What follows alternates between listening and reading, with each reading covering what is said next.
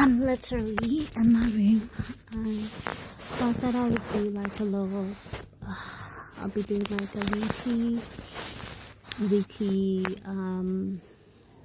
diary thingy or a daily one. But it seems like that won't be the case.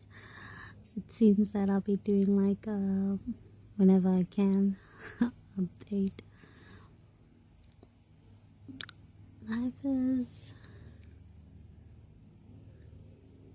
it's beautiful. At this point it is beautiful. I'm grateful for the peace that I have. I'm grateful for life. Just grateful that I get to wake up each day, that I am myself, fully myself, and there's no pressure to be anything else but myself. And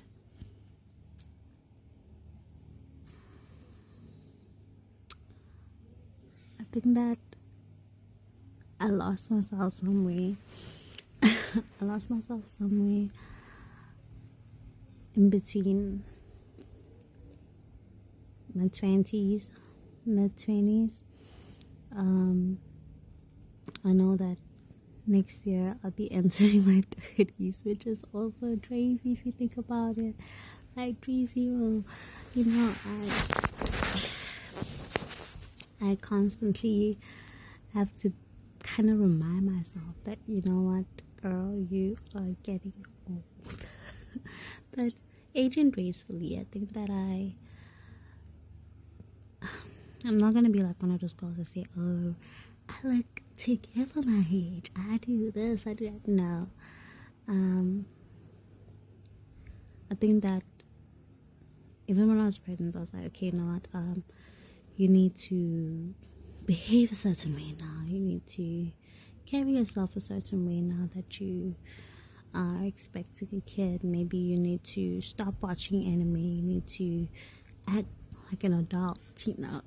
That was the mentality back then. And then I think I had to talk with myself, and I was like, you know what, this is you, this is what you like, so why would you put on this act to be something that you're not? And how would your child respect you for that? Which is why I decided that I'm just gonna be myself. I'm still gonna be anime loving mommy. And that is exactly what ended up happening. I kept all my interest. I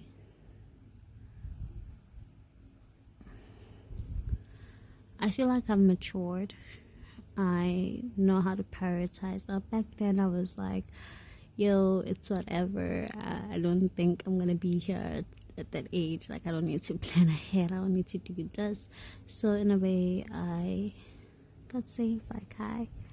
He backed some sense into me and made me see life differently. And I feel like I wouldn't be here if it weren't for him. Like, I just don't feel like I would be, but I am, and I'm grateful for that. He is going through some challenges at school today. I found out that he might be getting bullied and stuff, so that is tripping me up a bit. But I am gonna deal with it accordingly, and my brother is gonna step in the role of him, like training him and stuff. Boy shit, like I tried to, but apparently I'm too soft, so I'm gonna leave it to him to train him, and he'll know how to defend himself should anything happen. And I'll also write to the teachers and visit the school to find out what's going on and what measurements or precautions that they have in place to prevent it from happening, because it's not a nice feeling, and it's not nice, like finding out that your child is getting like, or might be getting bullied and stuff, because he comes home, he's all good, he's, you know, talking, he's chilled, he doesn't seem like he's troubled or anything like that. But then my niece, who goes in the same school, like fills me in on what's been happening, and I know that in the mornings he often says no, he doesn't want to go to school, so I take that as like, no, he's just being, you know, a kid, like, no mommy, I'm not going to school, no, I'm not going to go to school, give me 5 more minutes, you know, stuff like that. So I thought that, no, that is just him being a kid, him not wanting to go to school, like, that is what I literally took it as. But I think that now I need to just keep an eye on that and see, like, what is it that's troubling him so much that he ends up not wanting to go to school, you know. That is fucked up.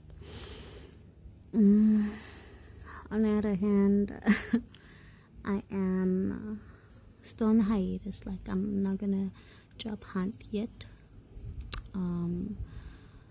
I want to rest, I want to figure out what I want to do next, and I think that I've afforded myself the luxury to do that, because I worked for 5 years. Some work for 20 years in a company that they don't even like, a toxic environment, and for me the last year was toxic for me. It took a toll on me mentally, spiritually, and physically. So I need to reset, I need to rest, and I need to make sure that my head's right so that I show up as the best version of myself each time.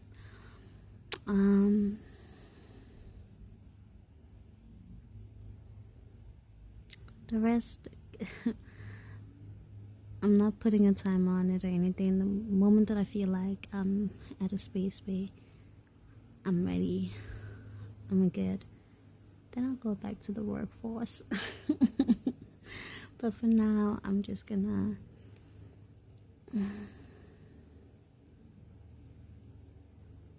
rest, don't put pressure on myself, and figure out what I'm gonna do moving forward. You know, I'm getting back to like journaling, I'm gonna go back to meditating, I'm gonna go back to diary entries, like these virtual diary entries as well. I'm gonna try to be consistent in that space.